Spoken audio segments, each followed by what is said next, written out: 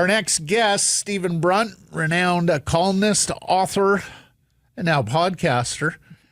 And he joins us from his home in Hamilton. His next episode on Up Close with Stephen Brunt is with Canucks president of hockey operations, Jim Rutherford. Steve, how you doing? Hey, Matty. How are you? Fantastic. How'd you enjoy your trip here to Vancouver a couple of weeks back? Well, it was too short. There's a lot of flying for not enough time in town, but it was great to be back. And I say a bit of a whirlwind trip. We did two interviews for the podcast, one of which was Jimmy Rutherford, and but I got going to Nat Bailey, as you know, it's like we talked about this, and you were there with me. I've always wanted to go.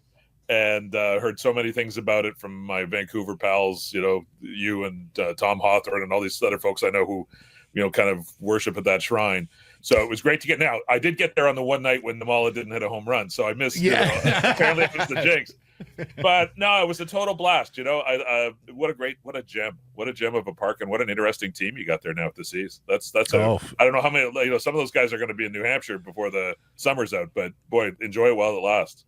Yeah, we had Namal on the show yesterday, and I just couldn't believe how poised and mature he is for 19 years old. The perspective was outstanding, as is the talent, and he was back at it again last night at the Nat. Okay, so help us out. How did this come together? You mentioned you did 2 interviews here. So as I understand, you guys flew on out knowing you were doing 1 interview, and we'll keep that name private right now because that hasn't dropped yet.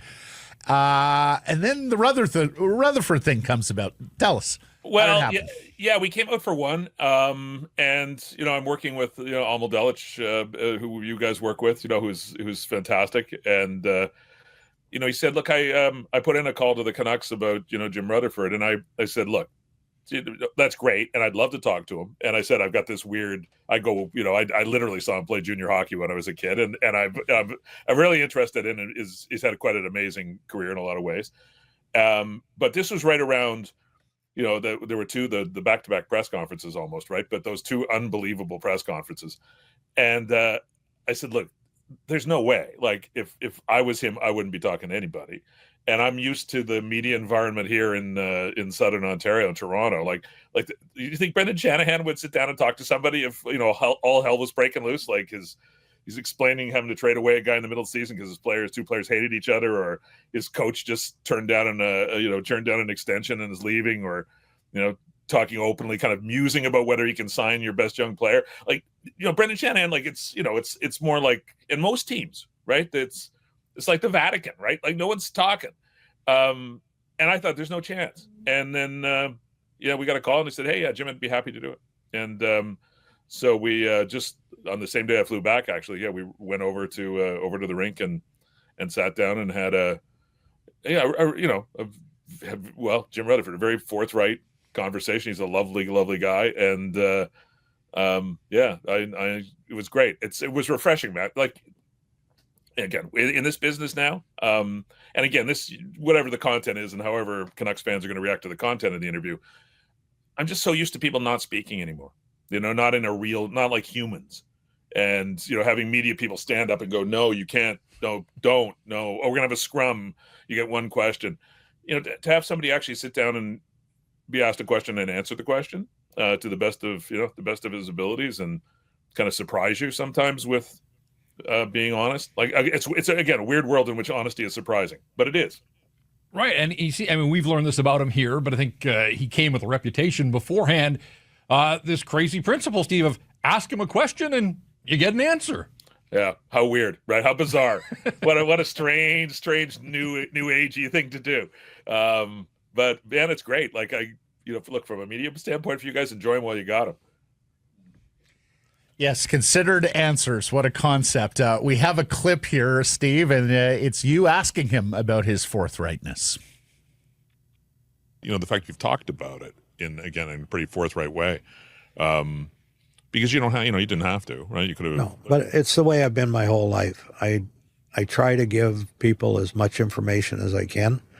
Sometimes I do cross the line and go a little too far, but that's the way I am. I just try to be honest.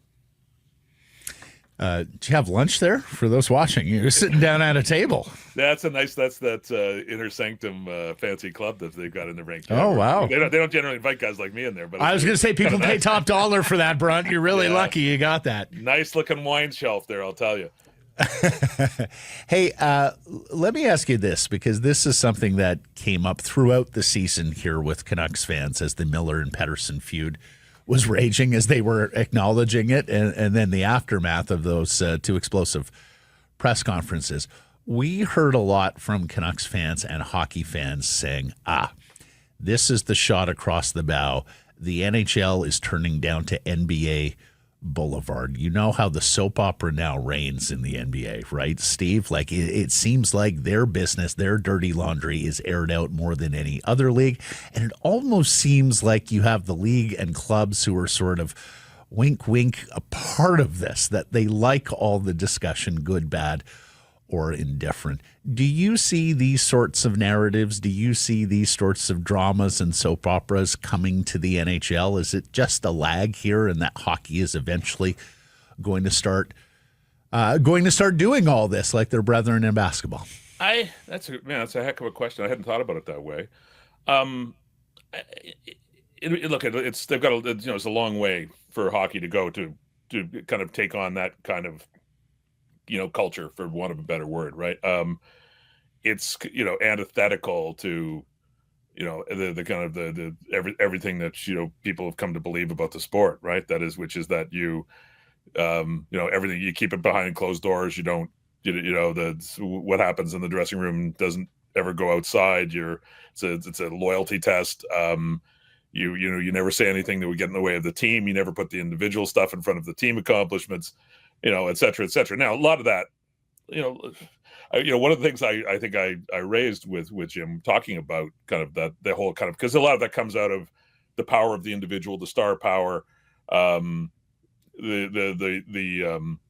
players using that, right? Using their understanding that in some ways they are bigger than the team, and some, in a couple of cases bigger than the league, and kind of flexing their muscles a little bit and saying, no, I'm not going to do that, or I want to go here, or I want this coach fired, or, that hasn't been a thing in the NHL. But, years ago, I remember talking to Jacques Demers when he was coaching the Habs, and another very forthright guy. And we were talking about having Patrick Waugh in the dressing room. And I, and again, the whole thing in hockey is everybody's the same, right? The third line, fourth line guy, backup goalie, treat him the same way as you do as your first line center. And I said, well, you treat Patrick Waugh like everybody else? He said, no, are you kidding me? No. Because you can't, because he's not like everybody else, and he's more important than pretty much everybody else, and he's a certain kind of personality. So I treat him differently than I treat the other guys at the other stalls in the dressing room, which is and I think that's probably been true forever. For better or for worse. Like I can think of Punch Imlach singling out and torturing poor Frank Mahovlich when he was a budding star of the Toronto Maple Leafs. Like this isn't the Army. It's an entertainment business, and these guys are entertainers, and there's a different level of value within that room, and I think players understand it. They have more freedom of movement than they've ever had. So I don't think we're going full NBA, but I just saying, don't pretend that stuff isn't happening. And again, I believe the door has just been opened to it happening in your town. Earlier you said enjoy Jimmy while we've got him out here. What was your sense of his headspace and his longevity? I know that this year clearly weighed on him. He took ownership for it. He is at the top of the hockey food chain here. I'm just kind of curious where you sensed his headspace was about how much work he still has left in front of him, and is he in it for the long haul? Well, he was talking about the quest, the endless quest for the practice rink. So that's not a short-term project, apparently. It's funny though. Like look, if I was 30 years old and talking to 70-something-year-old Jimmy Rutherford, I would have been, in the back of my mind, I would have been thinking, what are you hanging on for, man? You've done it all. You've been everywhere. You're an old guy. Step aside, let somebody else do the job. You're probably, from a different era. But now that I'm, in 60s, and I see a guy like Jimmy in his 70s doing that job, and is very capable, and I don't think he's in. You know, he's look. He said what a lot of people say. He can't play golf every day. He doesn't know. You know, he look. He walked away. There's an interesting section, and I won't give it away. But there's a really interesting section in that interview where he talked about why he walked away in Pittsburgh, why that ended in Pittsburgh. You know, and it wasn't about hockey. It's got nothing to do with hockey, and you know, it had to do with his life and the kind of the situation in the world in that moment, and just not being able to kind of pull the trigger and say, okay, I'm back. And, you know, I mean, they were on a hell of a run then, right? Consecutive Stanley Cups. So, you know, I don't think he's in this gig for the money. You know, his home is a long way. You know, his farm that he's got is a long, long way from Vancouver. But I think he enjoys the challenge. I think he enjoys getting up in the morning and, you know, trying to build a winning hockey team. And again, honestly, if you're going to ride through the turbulence that he's just been through, and you know, if he shows up next year, I don't think he's going anywhere for a while. Fair point. Stevie's 76 years old. He's a hockey lifer, and he has ascended to these positions: general manager, president. I believe he even had a piece of the Carolina Hurricanes at one point. Yeah.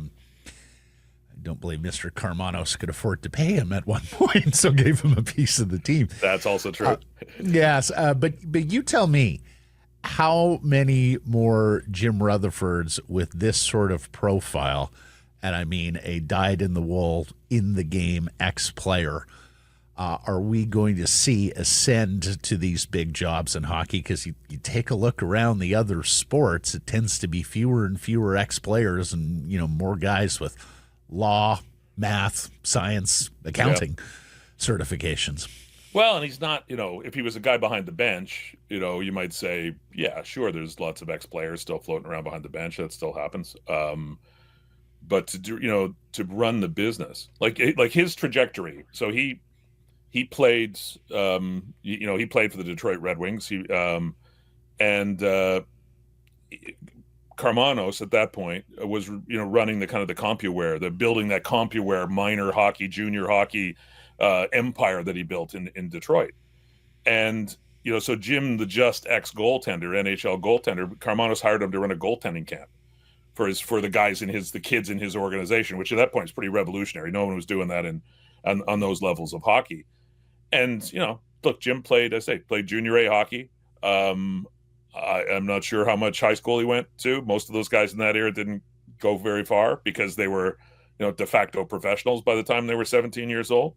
But Karmanos kind of liked what he saw of him and talked to him about what his ambitions were. And, you know, Jim talked about, you know, maybe they were trying to get a junior A team for Detroit at that point in the OHL, the old OHL.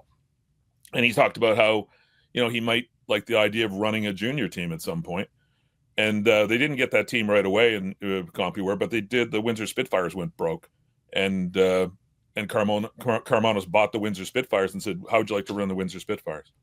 So, yeah, it's hard to imagine a guy like that getting that kind of opportunity now. You know, Kyle Dubas ran a junior hockey team. You know, big difference between Jim Rutherford and Kyle Dubas, and you know, and that whole everything you have to do, like it's one thing to be purely hockey ops, you know, and even that is complicated with caps and, you know, all of the stuff that goes into that and analytics.